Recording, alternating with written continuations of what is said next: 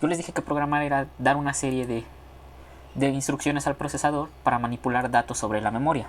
Pues tanto con la teoría, vamos a dar más teoría, pero ahora sí ya enfocada sobre un programa. O sea, ya lo vamos a ver en acción sobre un programa para que no nos estemos frustrando tanto con meter mucha teoría, porque es bastante, bueno, no es bastante la verdad, pero pues es más, siento que es más divertido ir viendo las cosas sobre la marcha que de darlo todo básico. La clase anterior, pues sí, uno necesita saber cómo funcionan las cosas entre el procesador y la memoria RAM, pero ahora sí ya vamos a entrar de lleno a lo que es programar en sí. Yo les dije que programar era dar una serie de instrucciones al procesador para manipular datos sobre la memoria. Entonces, ¿cómo manipulamos esos datos? Pues con variables. Las variables no son otra cosa más que información almacenada en memoria. ¿Qué es en sí la memoria RAM? La memoria RAM como tal lo podemos ver así, como una colección de casillas. Por ejemplo, aquí hay una, aquí hay otra, aquí hay otra. Déjenme mejor. Déjenme mejor.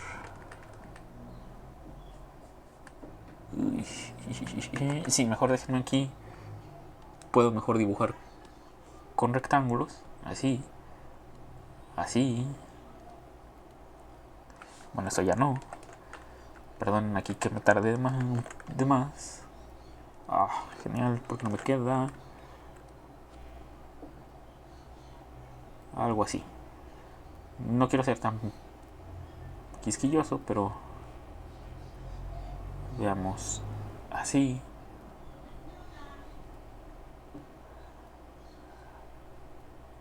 Así. Y bueno, pues se continúa de esta manera lo que es la memoria. O sea, son colecciones de casillas donde se van a almacenar nuestra información.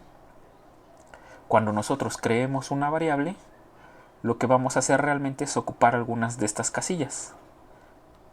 Se van a rellenar.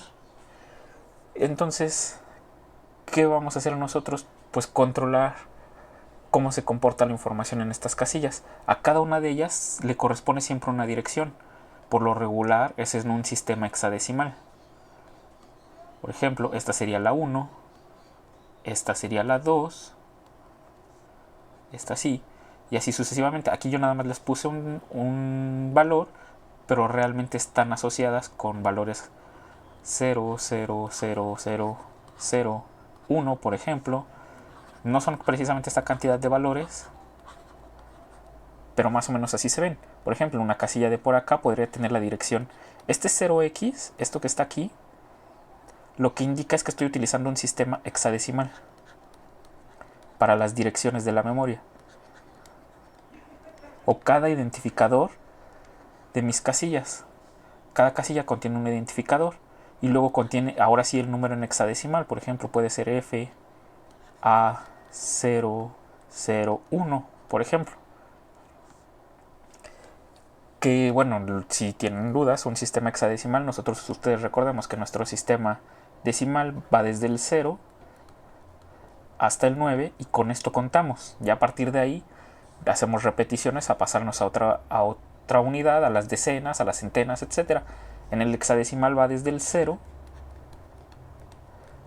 pasa por el 9, pero aquí en lugar de seguir al 10 como nosotros estamos acostumbrados, pues es A, se acostumbra a utilizar A, B, C, D, E y F, dando un total de 16 números, por así decirlo, donde prácticamente este equivale al 15, este al 14 y así, bueno, hacia atrás. Con eso contamos, ya cuando se llega al 15 se vuelve ahora sí a empezar y ahora sería el siguiente número, sería ahora sí el 10, 11, pero cuando llegamos al 19, por ejemplo, nosotros, así, el siguiente sería 1A, 1B y así sucesivamente. Entonces esto es un sistema hexadecimal. También acuérdense que en computación pues vamos a trabajar con un sistema binario conformado por unos y ceros. Ese no tiene mayor dificultad, no tiene un símbolo como en este. A veces se le llega a poner una B al inicio, pero es en raras ocasiones aún que se le ponga un número binario así. o se les pone como una ave X y el número binario. Pero pues eso es raro hoy en día porque se entiende cuando es binario. En hexadecimal podría confundirse con una palabra o con un arreglo de caracteres, entonces por eso se les pone este 0x para diferenciarlos. Hay otros sistemas octadecimales que se utilizaban mucho por computadoras de IBM, pero pues se encontró que esto era más cómodo hasta cierto sentido y en la actualidad se sigue utilizando por tradición. Se podría cambiar, pero no hay necesidad. No ha habido necesidad realmente. Entonces, a cada casilla, como les mencionaba, le corresponde una dirección, que es un número en hexadecimal, escrito de esta forma. Nosotros podremos acceder a ellos en algunos lenguajes, en otros no, a esta dirección como tal. Hay que aclarar, voy a poder acceder a esta dirección, en el caso de C++ puedo hacerlo, en el caso de Java no puedo hacerlo. Java se encarga de administrar la memoria él mismo y tampoco en Octave. Entonces, ¿qué es lo que nosotros hacemos con esto? Pues bien, así es como trabaja la memoria. Pero ahora, ¿cómo nosotros almacenamos las variables en sí? Realmente cuando trabajamos en programación, trabajar con variables es trabajar con tipos de datos. Por ejemplo, enteros, palabras, caracteres. O sea, hay que separar caracteres de palabras. Una palabra puede ser un carácter, pero un carácter realmente no es una palabra. Por ejemplo, esto que está aquí es una colección de caracteres, mientras que un carácter solamente puede ser, por ejemplo, la letra H. Por lo regular se acostumbra a diferenciarlos con comillas simples cuando trabajamos con caracteres y dobles cuando trabajamos con palabras o arreglos de caracteres. ¿Qué otro tipo de datos vamos a tener? Vamos a tener los tipos booleano. Si ustedes recuerdan, el álgebra binaria se le conoce como álgebra booleana porque solo acepta dos datos, 0 o 1. El tipo de dato binario convierte eso a dos palabras restringidas, false y true, que lo que hacen es sustituir al 0 y al 1. Es un álgebra de solo dos elementos y se puede operar con ellos. A veces nosotros necesitamos, si ustedes recuerdan, no, de hecho con ustedes no vi diagramas de flujo, pero si vieron el contenido extra que puse sobre diagramas de flujo, a veces hay que hacer comprobaciones con respuesta sí o no. Entonces estas variables nos van a ayudar. Hay variables de aritmética de punto flotante, que son las variables de números decimales. Lo que hace una computadora para trabajar con ellos es que si yo, por ejemplo, tuviera el número 0.5, este lo va a convertir a su equivalente en binario, que si no más me equivoco sería 0. Este sería un medio, entonces es así, 0,1. Convertir un número decimal a binario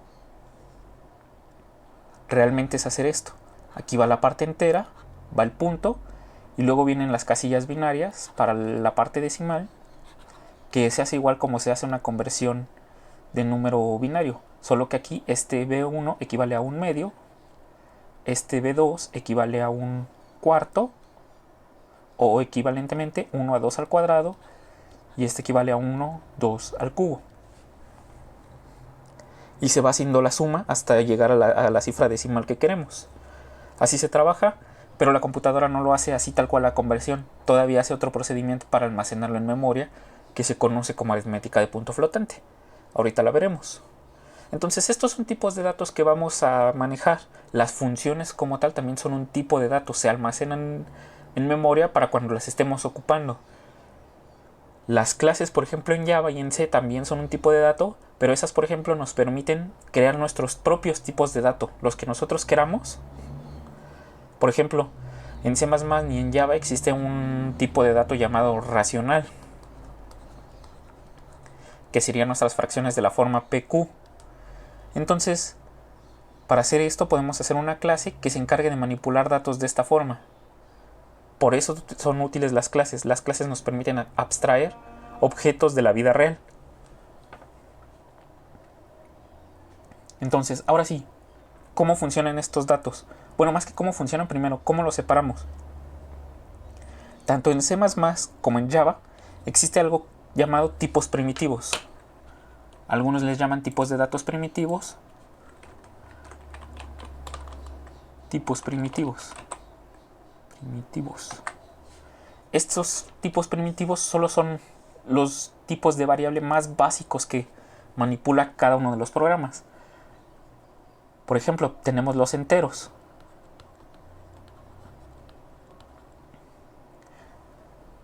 Mejor los pongo en español para no confundir, que son los enteros.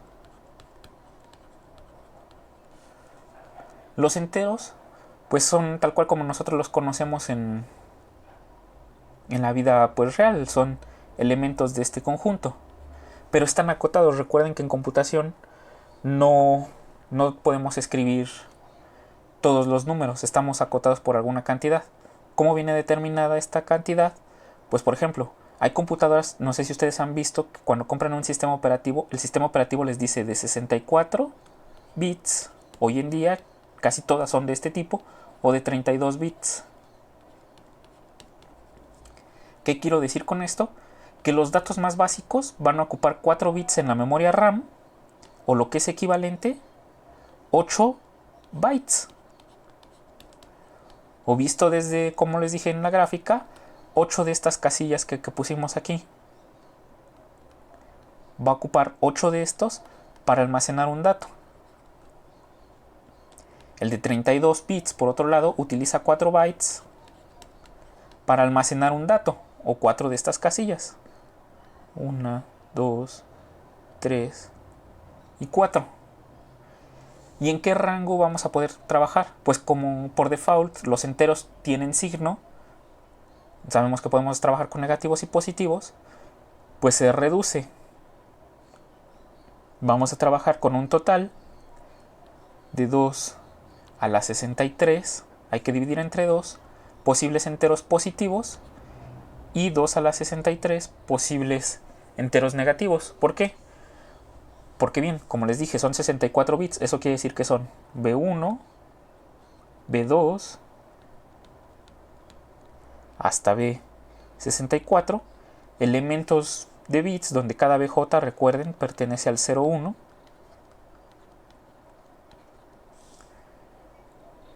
Y el primero de estos, este que está aquí, se lo reserva para el signo. Todos los demás ya representan a nuestro número. Ahora los negativos, para que no haya confusión con los enteros, hacen otra trampa. Por ejemplo, aquí voy a poner con los negativos, ¿qué pasa? Con los negativos, lo que yo puedo hacer es poner B1, este es el signo, que si es un negativo, B1 es igual a 1.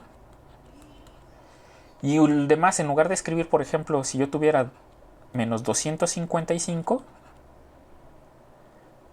este en binario pues se podría representar, aquí habría muchos ceros hasta los últimos, y aquí habría 8 unos, es cierto, 7 unos, 3, 4, 5, 6, 1, 2, 3, 6, 7. Este sería, déjenme ver si estoy en lo correcto, si son 7, a ver, es 1, más 2 son 3, más 4 son 7, más 8, 15. No, de hecho aquí sí me falta 1. Así. Cuando nosotros representamos este así, no lo pasa de esta manera tal cual, indicando que este es negativo. Lo que hace es hacer algo que se llama el complemento a 2, más 1. El complemento a 2 no es otra cosa más que tomar la parte negativa de nuestro número, que en este caso sería 1, 1, 1, y convierte todo a 0, y le suma un 1. De modo que nuestro 255 es equivalente a todos nuestros ceros. Aquí ya para no estarlos contando solo le pongo así. Y esta es la representación que hace una computadora del entero 255. Entonces lo hace realmente para que no haya confusión al momento de estar trabajando con positivos y negativos. No puede haber confusión y sea más preciso. Así se trabaja.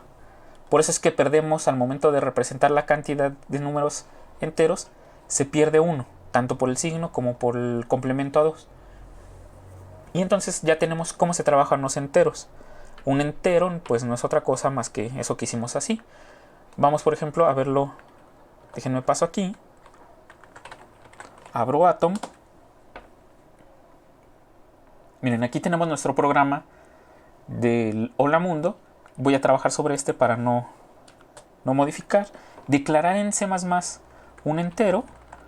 Déjenme lo pongo aquí. Entero.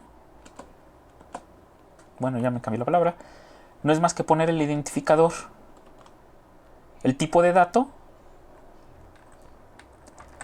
El identificador con el que yo lo voy a llamar es diferente a la dirección de memoria. Con este yo voy a trabajar. Recuerden que cuando yo estoy programando son cosas parecidas a lo que yo hago. Ya la asignación de la dirección de memoria se va a encargar la computadora. Yo solo me voy a encargar de acordarme que yo le llamé A y el valor que lo quiero. 0, por ejemplo.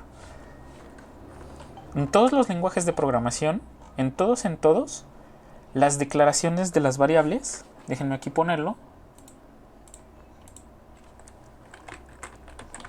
Declaración de variables. Se tiene una constante en sí. ¿Cuál es esta? Se pone un identificador.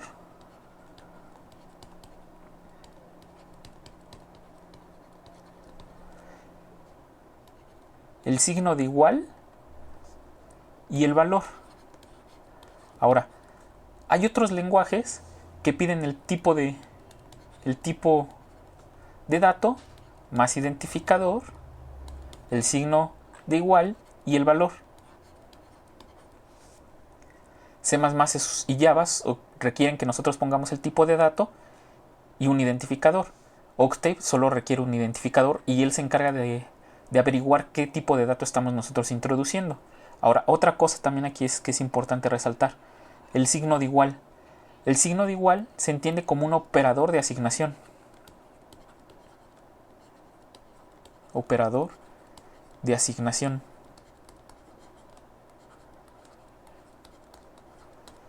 ¿Qué quiero decir con este operador de asignación? Pues que a este identificador de aquí yo le voy a asignar este valor. Hasta su nombre prácticamente lo dice tal cual que va a ser. Por ejemplo, en matemáticas podríamos decir que una variable A es igual a una variable B y a su vez también es igual a una variable C. Esto en matemáticas está correcto. En programación no.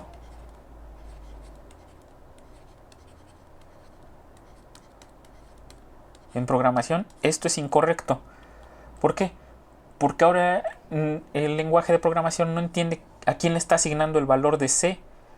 Lo que trataría de entender es que el valor de C se lo asigna a B, pero esto de acá ya no lo entiende. Por eso es que hay que tener mucho cuidado. Ya el operador, el signo de igual, ya significa otra cosa aquí. En teoría es lo mismo, pero hay que saber diferenciar cómo hacerlo. ¿Cómo pondría yo esto, por ejemplo, aquí?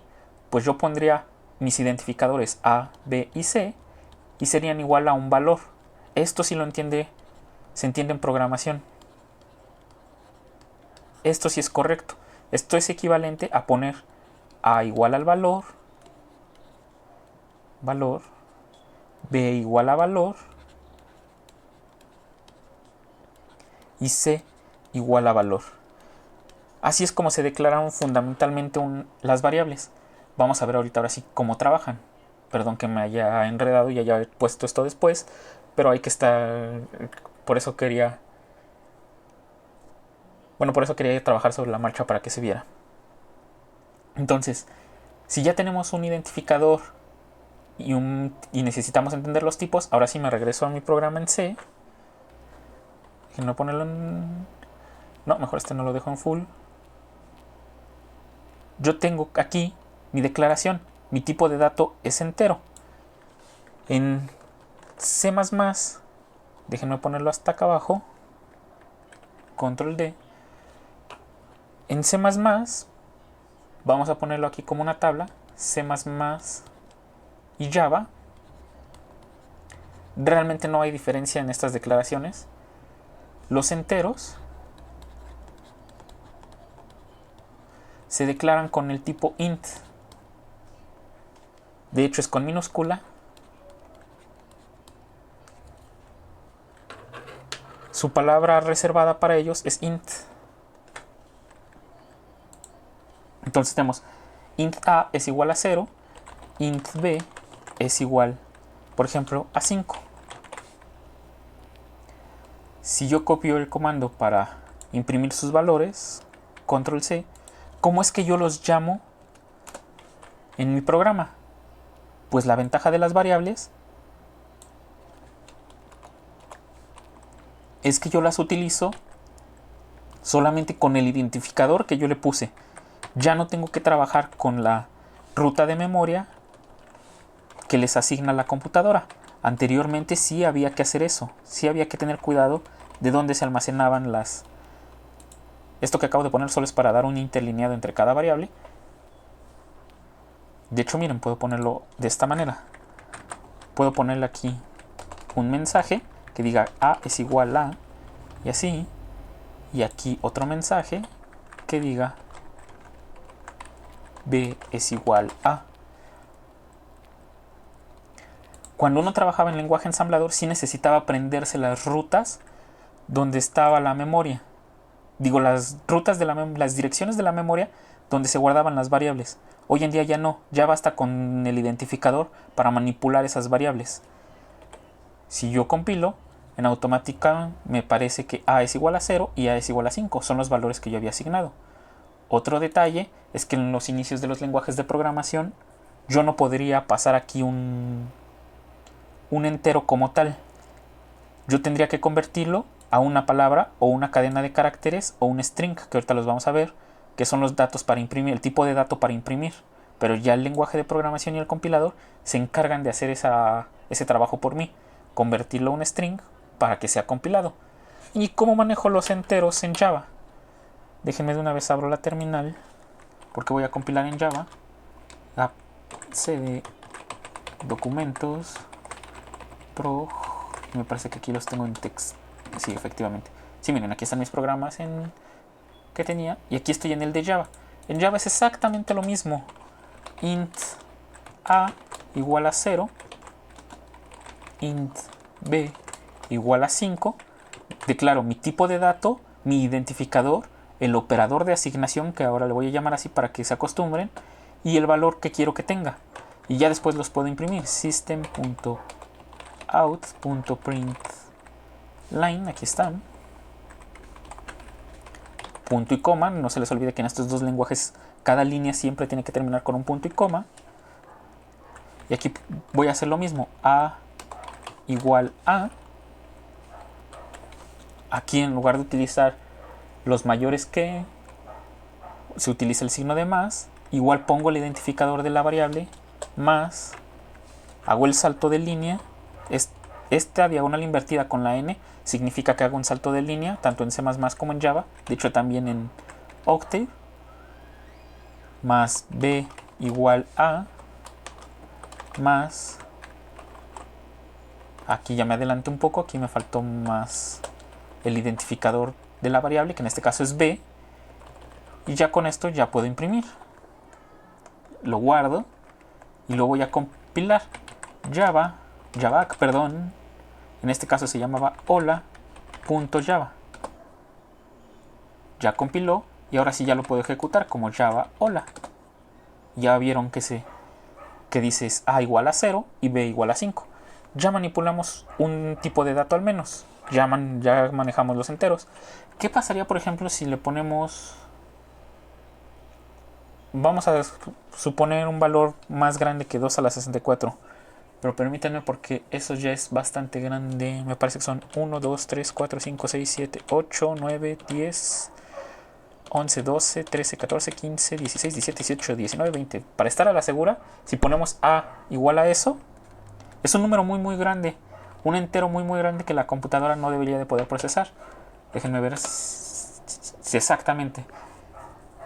Me marca aquí que el número entero es muy grande. Ya no lo puede compilar. Veamos qué pasa en C si yo excedo el límite. Recuerdan que les dije que había un límite de 2 a la 63. Déjenme ver, aquí ya los apuntes ya se desordenaron, pero aquí está, 2 a la 63. Es el máximo número que va a poder representar la variable entera. Veamos qué pasa en C cuando yo pongo eso. Puse 25, ¿verdad? 1, 2, 3, 4, 5, 6, 7, 8, 9, 10. Miren, ya aquí me es... Ah, genial. 5, 6. Y listo. Lo compilo. Y miren, me salió una advertencia. Y aquí en C me puso un número, pero me marcó una advertencia de que ese número también es muy grande. Lo que hace C realmente es que cuando llega al último número que puede representar, vamos a ponerlo por aquí, aquí, en Java, ya vimos, por ejemplo, que si es mayor, el número es mayor que 2, perdonen, le voy a poner así, que si la variable es mayor que 2 a la 63, marca error. En cambio en C, lo que pasó es que me puso un número negativo, que era menos 7, algo así. No me fijé la verdad en el número. Tenía un 7 al inicio, creo. Déjenme ver. 7, 2, 4, 6.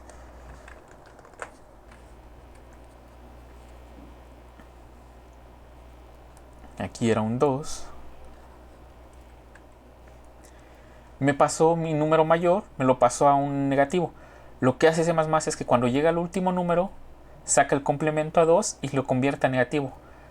Hace un tipo de álgebra modular considerando números negativos en lugar de solo positivos.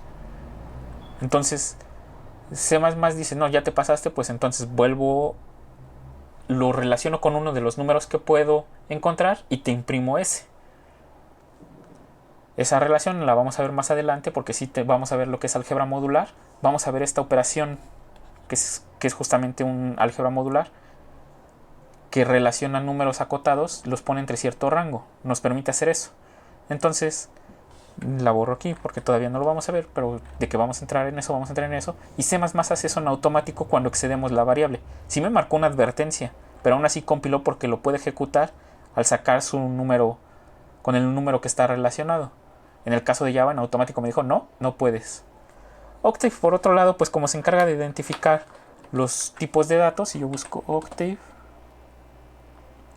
yo puedo igual hacer lo mismo. Aquí ya no tengo que indicar el tipo de variable, que es entero. Pero miren, Octave en automático me pasa notación científica. Me lo redondea para trabajar con él para que él pueda trabajar cómodamente.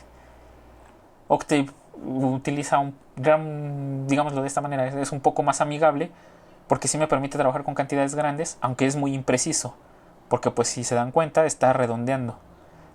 Realmente el número que está escribiendo es 5, 4, no, de hecho son 3, son 6, así, él está escribiendo este número,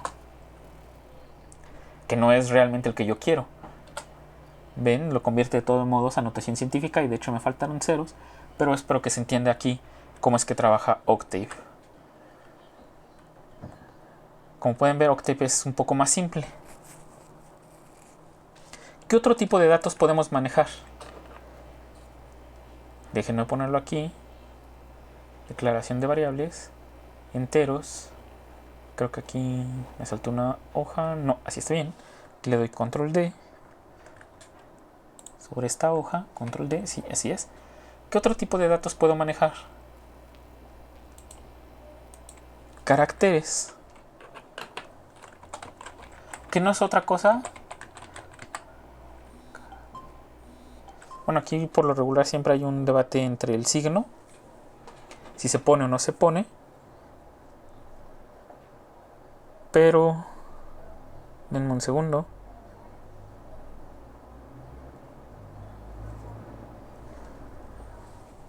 Bueno, lo voy a dejar sin acento. Ya ustedes me dirán si llevaba acento o no.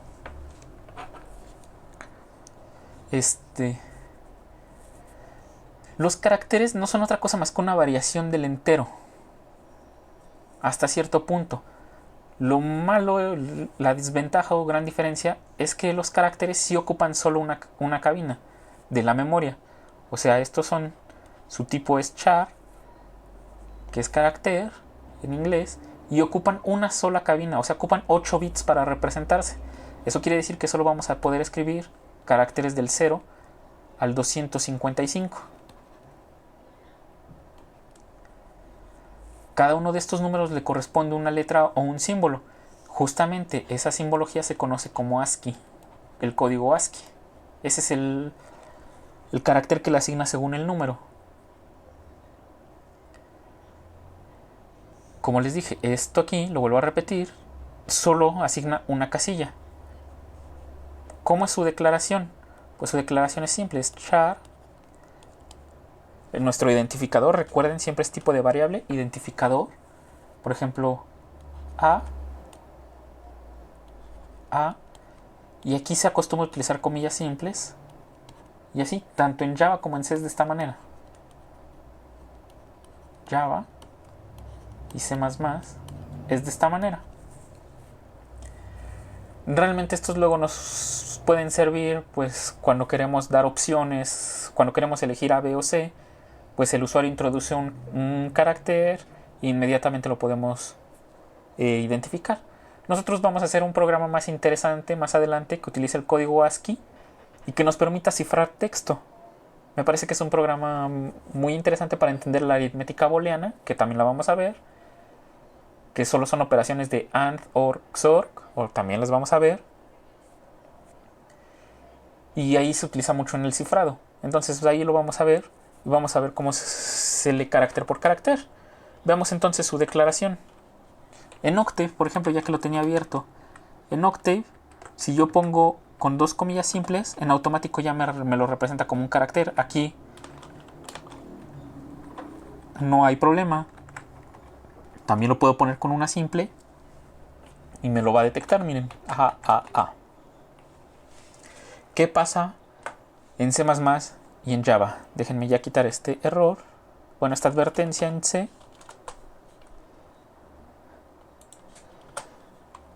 En C, déjenme copiar todo. Déjenme hacer un copiado y pegado. Control C para no estarlo escribiendo varias veces. Aquí puse y aquí puse carácter. ¿Cómo es la declaración? Déjenme quitar todo lo que me sobra.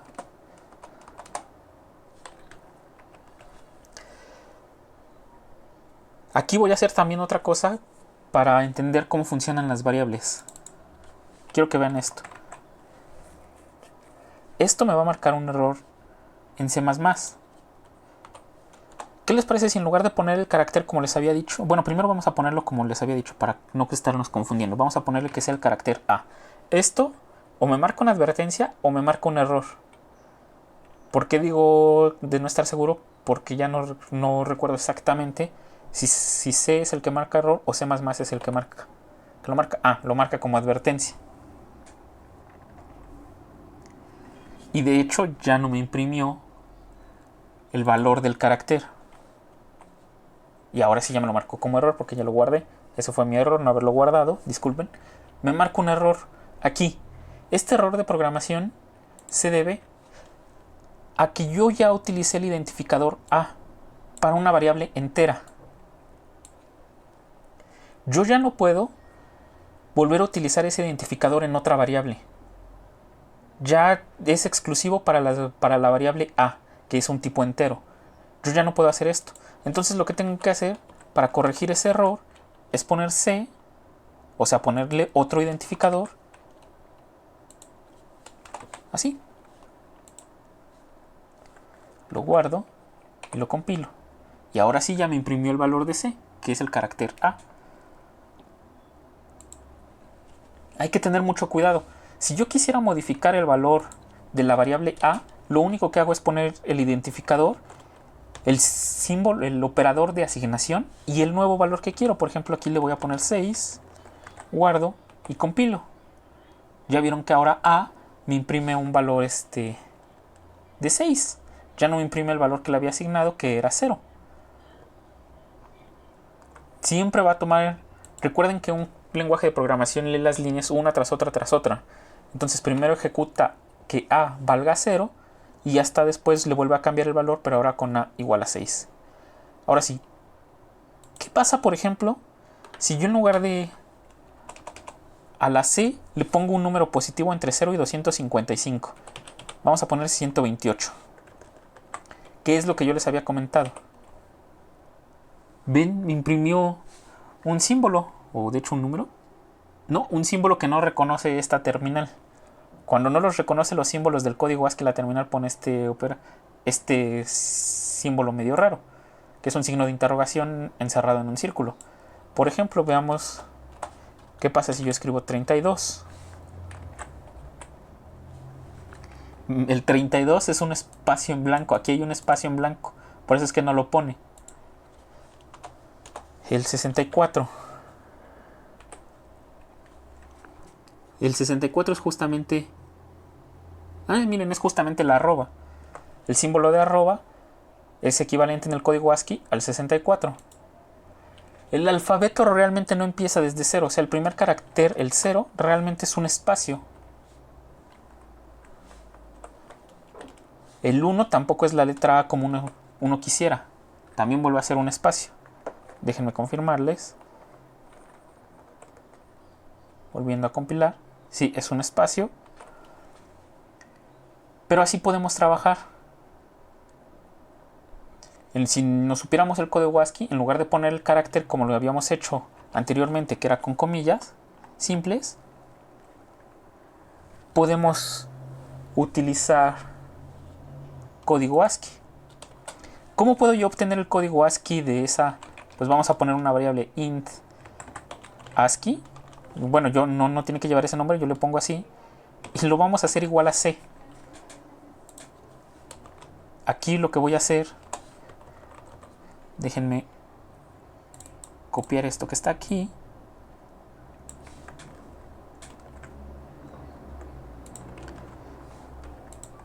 Y aquí en lugar de B le voy a poner ASCII y que me imprima la variable que tiene por identificador ASCII.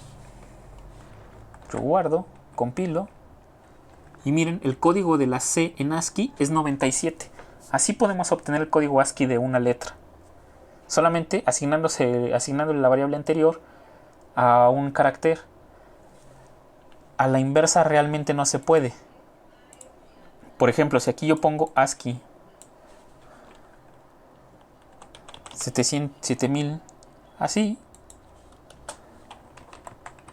char w igual a ASCII. Aquí si C++ vuelve a darme un carácter es porque utilizó la aritmética modular, pero en teoría debe de marcarme un error. ¿Por qué? Porque me estoy saliendo de los límites. Miren, de hecho, déjenme ver. De hecho ya está corregido, ya no me marca el error como antes. Ahora sí me lo imprime. Veamos realmente qué carácter me imprime. Me da mucha curiosidad. Ustedes disculpen que de esto, pero tiene rato que no trabajaba con ASCII. Sí, está utilizando álgebra modular.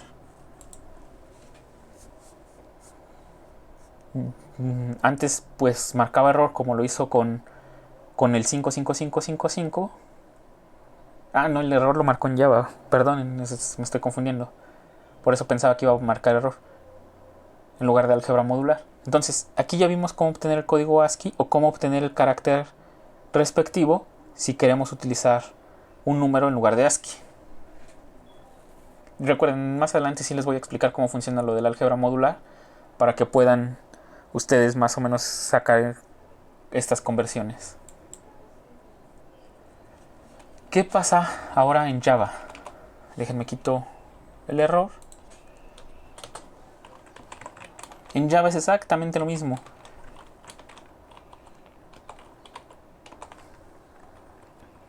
¿Dónde está? Ahí no lo encuentro. Aquí está.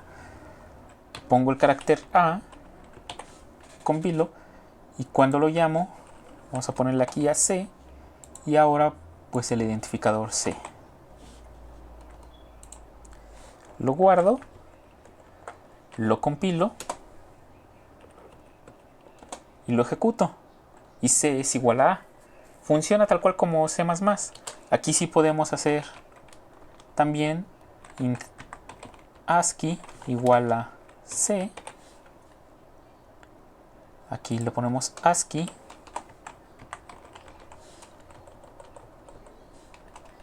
Aquí le ponemos ASCII. Lo guardo. Compilo. ASCII. ¿Cómo lo escribí? Es que perdón. Aquí el error que me marcó solamente es porque aquí puse con doble C en lugar de doble I. ASCII. Ahora sí. Lo compilo. Y otra vez le di compilar. Y lo ejecuto.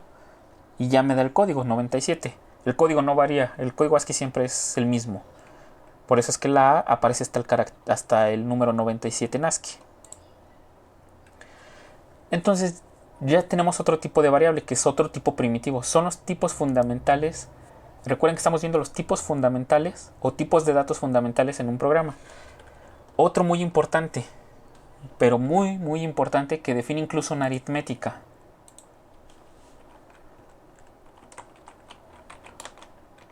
Punto flotante. O flotantes. O dicho más comúnmente, decimales, aunque no son decimales porque se usa base 2. Pero son con los que vamos a representar. Nosotros en la vida real podemos conocer cualquier número en la recta. Cualquiera. Tenemos números como irracionales, como raíz de 2. Números racionales que estaría por aquí, por ejemplo, que es como un medio. Por aquí estaría el 1. Podemos conocer cualquiera de estos. Los conocemos, sabemos que son continuos. No hay ni un espacio en la recta. Lamentablemente en computación no se puede hacer eso. Déjenme. Se supone que debería de detectar automático, pero creo que lo desactivé. Aquí está el 0. Y los números realmente que podemos representar sobre la recta, resulta que aquí están muy juntos y conforme nos alejamos se van separando más. De tal manera que solo podemos representar una cantidad finita de números de la recta real. Y es muy pequeña realmente. Dependiendo nuevamente si estamos trabajando en un sistema de 64 bits o de 32 bits, va a ser como va a poder representar números decimales. ¿Cómo es que funciona esto? Pues bien, si trabajamos en un sistema de 64 bits, va a ocupar 8 casillas de la memoria RAM. Nuestros datos flotantes, nuestros decimales, van a ocupar 8 de estas casillas. Pero resulta que eso se convierte en un número, como lo hicimos en el caso de los enteros. Así. Aquí voy a poner B13, ahorita verán por qué. B14. Hasta B64, como lo hicimos con los enteros. Pues resulta que la aritmética de punto flotante no es tan simple como uno quisiera. No es como convertir el decimal, como les mencioné aquí arriba. Déjenme buscar donde se los mencioné. Aquí. El 0.5 lo convirtió de esta manera. Lo convierte al 0.1 en binario. La aritmética en computación es un poco más complicada. Este primero está reservado para el signo, igual que en los enteros. Pero luego los siguientes 11 en 64 bits, estos 11 están reservados para el exponente en la notación científica. Se utiliza notación científica aquí. Esa que vimos en Octave, que decía, por ejemplo, 5.5556 por 10 a la algo, por 10 a la 30, pues hace un análogo para escribir un número binario, 01.01, no es el número que tengo arriba, este es otro, este es un ejemplo, por 2 a algún exponente. Esto es en decimal y esto es en binario.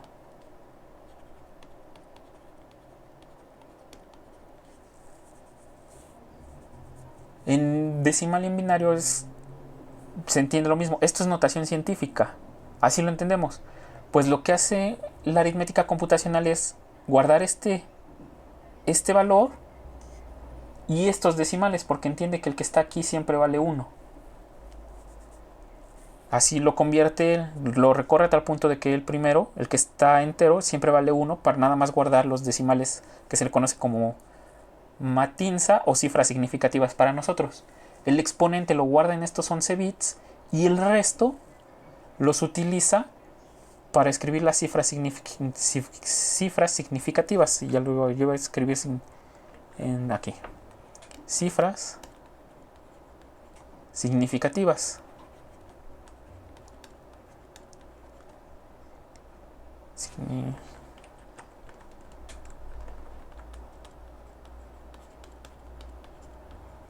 Hay toda una teoría en el análisis numérico que se encarga de ver cómo funcionan estas operaciones.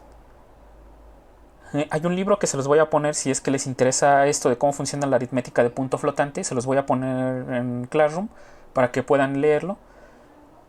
Está corto y les explica cómo se hacen las operaciones y cómo funcionan el punto flotante realmente en computación.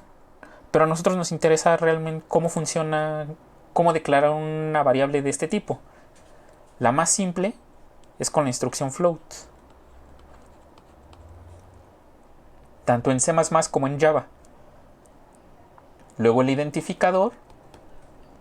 Y luego el valor ya como nosotros lo entendemos en decimal. Para el que nosotros sería 2.8 por ejemplo. Yo estoy acostumbrado por poner coma porque en artículos científicos no se pone un punto decimal, se pone una coma. Pero sí tendríamos que usar punto en programación. 2.8. Así. Tanto en C++ como en Java se declaran de esta manera.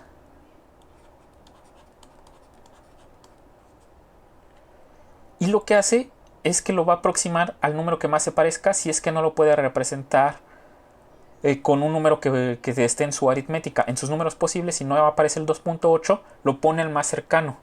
O incluso en otras computadoras, o dependiendo del tipo de sistema operativo que utilicemos, va a escoger o el más cercano, o el más lejano, o a veces lo redondea hacia abajo o hacia arriba, todos parejos. O sea, al siguiente número que pueda representar, o al número anterior que podía representar, dependerá de la computadora. Se acostumbra a hacerlo al número más cercano, como nosotros redondeamos usualmente. Entonces, así es como declaramos. Ahora, si queremos una mayor precisión, porque esto está limitado a este float, lo que utiliza es 32 bits o 4 casillas de nuestra memoria RAM para almacenarlo. Si queremos utilizar las 8 en un sistema de 64 bits como tal, tenemos la otra declaración, que es double. En ambos casos, tanto en Java como en C, son tipos primitivos estos.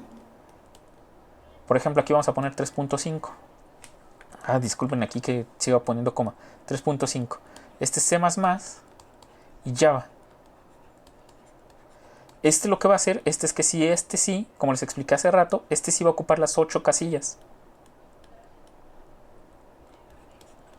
para almacenar el número. Este de aquí, el double, es más preciso que float.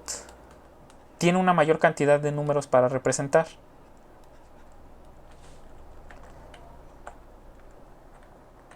Es preciso.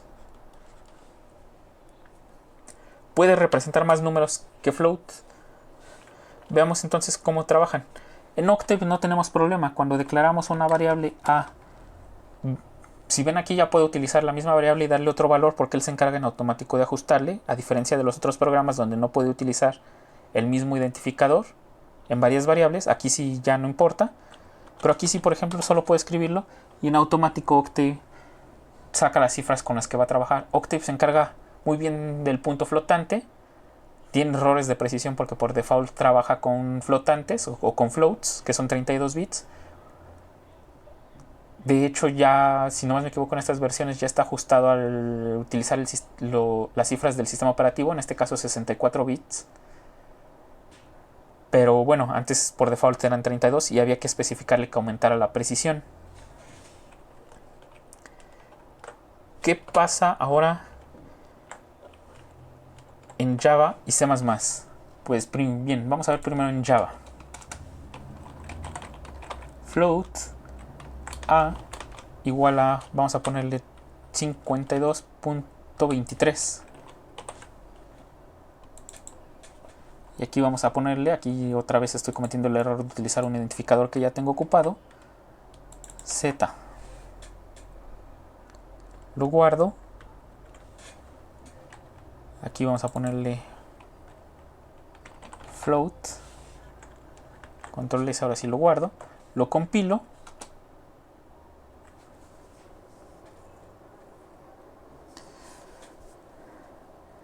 Aquí Java, para manejar floats, uno tiene que decirle el que se está utilizando ese tipo de dato.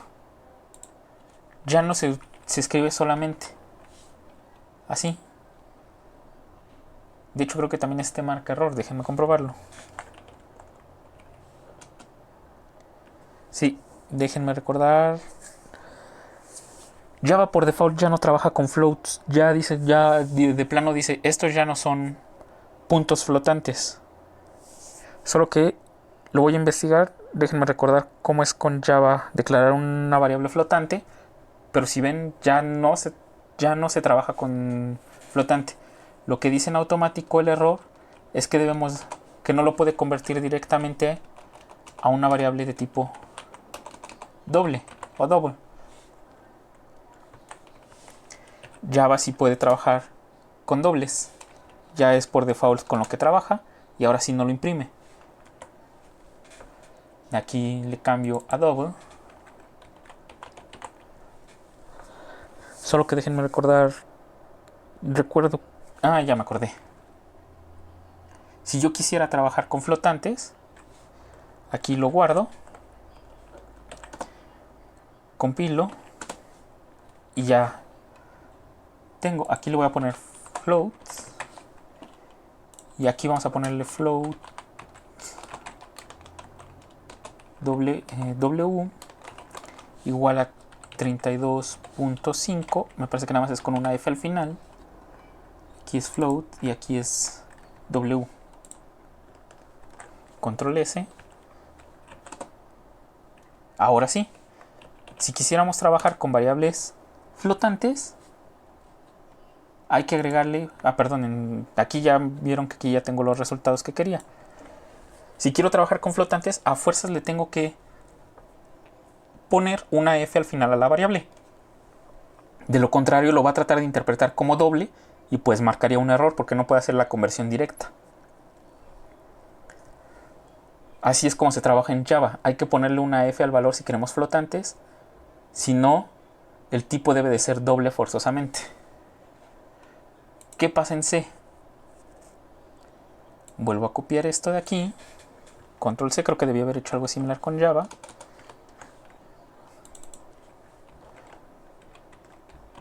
Flotantes. Vamos a declarar una variable float. Un identificador, vamos a ponerle F. Y un valor que les parece igual, 52.54. Y aquí vamos a ponerle float. Y vamos a ponerle F. Vamos a poner aquí double. Y aquí vamos a poner a D. Double D igual a 38.2. Guardo. Compilo. Y miren, en C no hay problema, no tengo que agregarle otro identificador a los flotantes. C sí me entiende cuando trabajo con 32 bits o con 64 bits. ¿Cuál es el número mayor? El problema es que con 64 bits es que sí es bastante grande, déjenme recordar. No, la verdad no recuerdo cuál es el último número con exactitud que puede representar.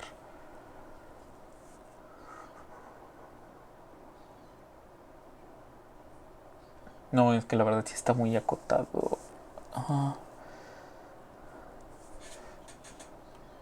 Bueno, vamos a ver qué pasa si yo pongo un número entero aquí. Por ejemplo, 5555, el número grande que teníamos así. lo guardo y lo compilo. Me marcó una advertencia y ahora sí me marcó el número más grande que puede representar con un float. En lugar de hacer como hizo con los enteros, el álgebra modular, aquí solo me marcó el número más grande, pero me siguió marcando una advertencia. Como pueden ver, tengo un número bastante grande para trabajar, pero el problema es que el número anterior a este hay un espacio muy grande entre los números que no puedo obtener. ¿Qué quiero decir con eso? Esto que les comentaba aquí con las líneas. Entre el último número que puedo representar, último número,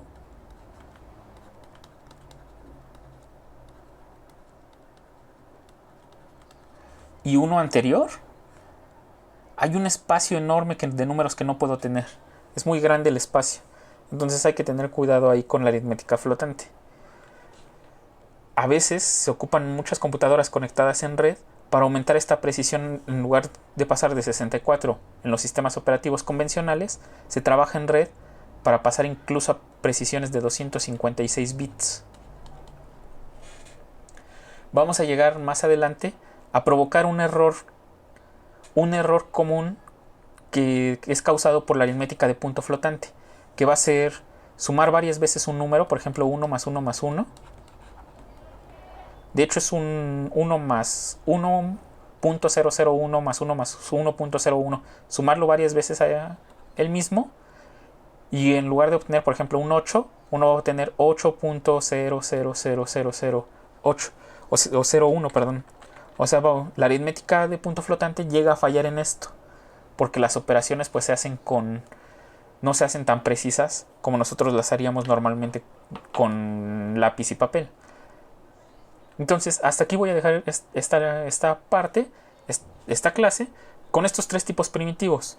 Los enteros, aquí los trabajamos, los caracteres y los flotantes. Hay otros que no son considerados tipos primitivos, que son las cadenas de caracteres o palabras. No se consideran primitivos porque solo son un arreglo de caracteres. O sea, una colección de caracteres uno tras otro tras otro. Por eso es que no se consideran como tipos primitivos y se consideran como tipos derivados. Pero fundamentalmente vamos a trabajar con estos. Hay otro que, bueno, mejor de una vez sí lo comento, que es el booleano. No, de hecho sí también los comenté el booleano por aquí. Pero nada más lo mencioné, disculpen. El booleano es así. Booleanos. Estos no son otra cosa más que valores que se declaran con bool, el identificador, y solo pueden tener dos valores: verdadero o falso. Ahorita no los quiero entrar en detalle en estos, porque estos nos van a servir más adelante cuando veamos condicionales como if o else, y ahí los vamos a entender mucho mejor. Solo hay que entender la declaración. Es booleano, bool, identificador, tanto en Java como en C, y su valor, true o false. No hay de otra. Solo toma dos valores. Y igual, esos dos valores ocupan toda una casilla de la memoria. Pero les digo, no quiero poner ahorita ejemplos porque me van a servir más adelante en el if y el else, y ahí se van a entender mucho mejor esta variable. De hecho, rara vez se declara de esta manera. Se declara así bool y id. Por lo regular uno solo pone la palabra clave true o false donde los va a ocupar. Entonces hasta ahí pues vamos a ver cómo se ocupan. Y estos sí, ahora sí son los tipos primitivos. Hay modificadores a cada uno de estos que los hacen o más grandes o más pequeños, les quitan el signo, que también pues vamos a mencionar. Pero por ahorita quiero que les quede claro cómo es que se trabajan con con los tipos de variable más básicos en los lenguajes de programación. Como pueden ver en Octave, no hay necesidad de aprendérselos porque Octave se encarga de la identificación acorde al valor que asignemos. En C++ y en Java siempre es requerido indicar qué tipo de dato es. Esto ayuda mucho a la ejecución del programa, o a la compilación, perdón, porque en automático ya sabe qué tipo de dato es y sabe qué operaciones puede y no puede hacer. En cambio en Octave es más tardado o más lento, hablando en tiempo de computación, porque pues tiene que primero identificar qué tipo de valor es al momento de ejecutarse. Entonces espero que no haya quedado dudas. Si estuvo un poco desorganizado, pero ya entramos más a programación. Las dudas igual por Classroom o por Hangout.